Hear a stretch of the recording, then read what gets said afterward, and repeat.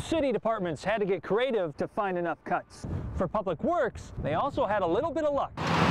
He knew construction wasn't going to be good for business. He just didn't think this bad. But not everybody sees a boost in traffic. And when they got inside Lambeau, they heard the good news. It's been a good year. No one has been caught. The damage done to these monuments is measured in dollars, a few thousand. But no price can measure the damage done to this town's spirit. And obviously, libraries make great places to beef up on heat-related illnesses and emergency care. So why has the water quality been improving so much the last couple of years? Well, it's the grass. There's not much that officers can do about the increasing number of drivers on this road, but there is something they can do about the speeding.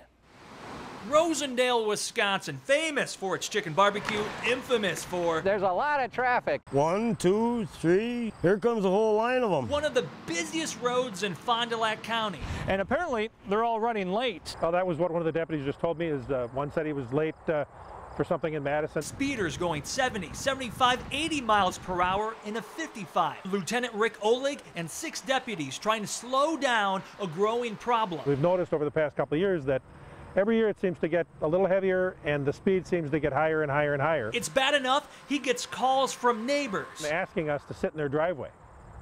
Come hide in my driveway, they say. 13, 14. Farmer Dave Duve isn't surprised. People they don't slow down.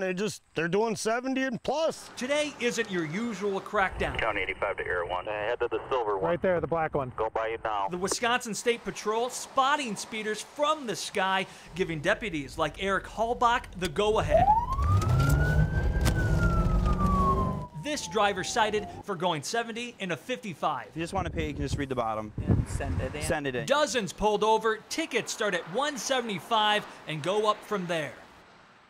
Anti-icing. Ed Weisner doesn't live in the moment. Today's nice, but we're also looking ahead. As Green Bay's Public Works Director, he can't. Winter is on its way. Going through our protocol and making sure that they're ready. On top of that, he's cutting back. Helping the city shed hundreds of thousands of dollars. Not filling open positions is one way. Currently, we've got approximately 9 or 10 positions that are open. Cutting back on overtime. Road crews will use a new technique this winter called anti-icing, treating the roads during the day ahead of storms. Then we're not calling folks in at 3 o'clock in the morning to come out and put salt on the streets. City departments had to get creative to find enough cuts. For Public Works, they also had a little bit of luck. We had expected to use it. We had a mild winter last year. The city has $300,000 worth of leftover salt, not much less than what's used all year. Joel Fensky will be swapping his lawnmower for a snowblower soon enough, too. He's been following the city's debate on how to save money. Those guys work hard, so I have a feeling that even if some of the money gets cut, they'll make it happen and make sure everyone's safe on the roads. Weisner says it hasn't been easy, but come winter, he still wants every main drag and every side street safe for drivers.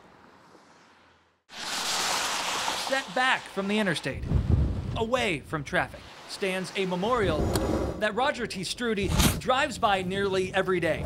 This morning, he happens to be patching potholes across from it. That was the monument that was built about a year after the tragedy on I-43. T. Strudy has lived in the area his entire life and is reminded often of the lives lost now 10 years ago. So you can't help but remember it, and sometimes when there's a foggy day driving, you remember it all the more. You could see the layer of fog out there and then smoke coming up out of it. Down the road, a few miles in Cedar Grove, is Tim Brugink. It was clear in town that morning, he recalls. See, like it's chopped off. In town here, it was clear. Down there, I mean, we didn't even know it was foggy down there. David Arndt, William and Daniel Balin, Eric Baling, Nadine Bolts, Richard Dahl, Alan Pomke, Danielle Jankart, Rachel Matt, and Ken Rauerdink all died in an I-43 pileup. Mallory Wren died that same morning in a separate crash just a few miles away. Their names are set in stone for the passing drivers that may not know and for the families that will never forget October 11th. In Sheboygan County, Jonathon Gregg, NBC 26.